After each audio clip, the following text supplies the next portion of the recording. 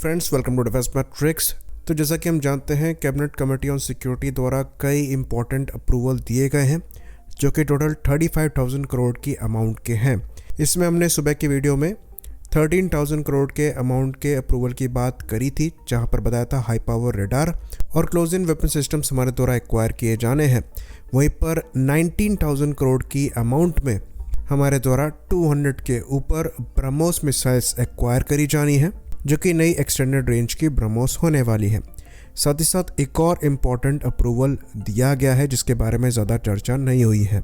तो करीबन 5,300 करोड़ रुपीस की और अमाउंट अप्रूव करी गई है, जो हमारे MiG-29 UPG फाइटर्स हैं, जो कि इंडियन एयरफोर्स के अपग्रेडेड MiG-29 हैं। इनमें नए इंजन्स को लगाने के लिए ये अमाउंट अप्रूव करी गई है।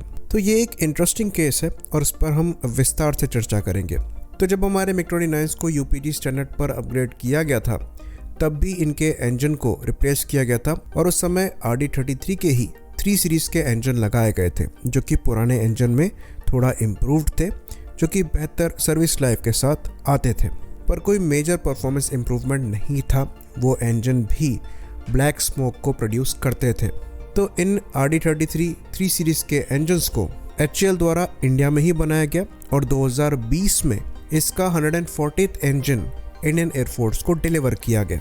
यानी कि हमारे जितने भी MiG-29 UPG सर्विस में हैं, ये इन RD-33 के 3 सीरीज इंजन को यूज़ कर रहे हैं, जो कि हाल ही में इनको मिले हैं और इतना जल्दी ही इन नए इंजन्स को रिप्लेस करना सेंस नहीं बनाता है।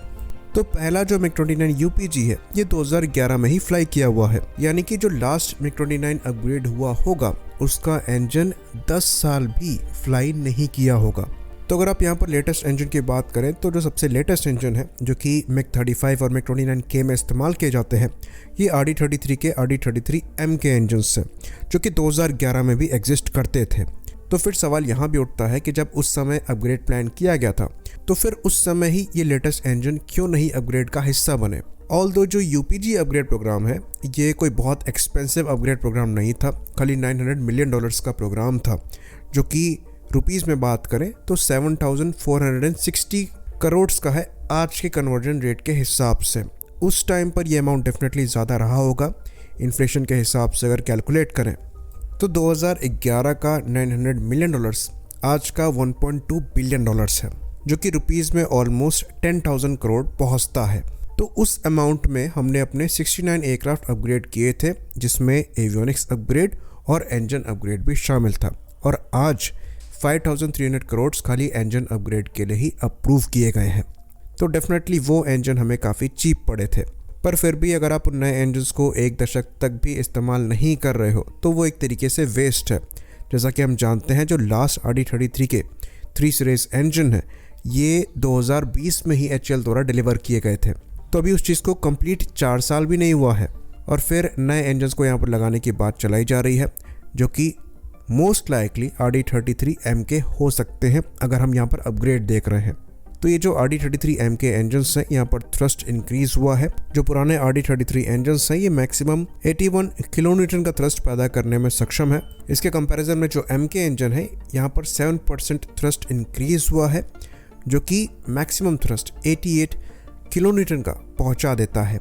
साथ ही साथ यहाँ पर फेडेक कंट्रोल दिया गया है, फ्यूल एफिशिएंसी ज़्यादा है और जो इंजन लाइफ है, ये 2500 आवर्स या फिर 3000 आवर्स से बढ़कर 4000 आवर्स की हो गई है। बाकी सबसे बड़ी बात, ये इंजन स्मोकलेस है और इनका जो IR सिग्नेचर है, ये भी लो है।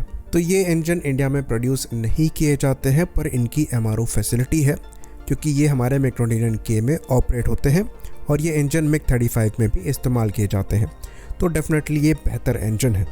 पर अभी तक कहीं भी ये क्लियरली मेंशन नहीं किया गया है कि यहाँ पर RD-33M के इंजन ही लगेंगे। पर अगर अपग्रेड की बात कही जाती है, तो यही इंजन एग्जिस्ट करते हैं। तो अगर ये इंजन लगाए जाते हैं, तो डेफिनेटली एक परफॉर्मेंस बूस्ट मिलेगा हमारे MiG-29 UPGs को, जहाँ पर जो ब्लैक स्मोक का इशू है वो सॉर्ट होगा, सर्विस लाइफ इंक्रीज होगी, साथ ही साथ थ्रस्ट टू वेट रेशियो ज़्यादा बेटर होगा। तो जो एयरक्राफ्ट परफॉर्मेंस है, ये डेफिनेटली ज़्यादा इंप्रूव होगी। बाकी इस एयरक्राफ्ट के जो एवियोनिक्स अपग्रेड है, ये होने ही है, जिसके अंतर्गत AESA रडार यहाँ पर लगेगा। साथ ही साथ वेपन्स को भी यहाँ पर अपग्रेड किया जाएगा और इंडिजिनस वेपन सिस्टम्स को यहाँ इंक्लूड किया जाएगा और जो मिशन कंप्यूटर है, ये भी इंडिजिनस लगाया जाएगा। तो ये जो यूपीजी अपग्रेड बीच में किया गया है इसकी लाइफ ज़्यादा लंबी लास्ट नहीं करी है, जो कि हमारी प्लानिंग पर भी सवाल उठाता है। क्योंकि जो एवियोनिक्स अपग्रेड है ये कम टाइम पीरियड में हो रहे हैं, ये समझ में आता है, पर इंजन अपग्रेड भी हमें कम समय में करना पड़ रहा है, ये हमारी पुअर प्लानिंग को शो करता है।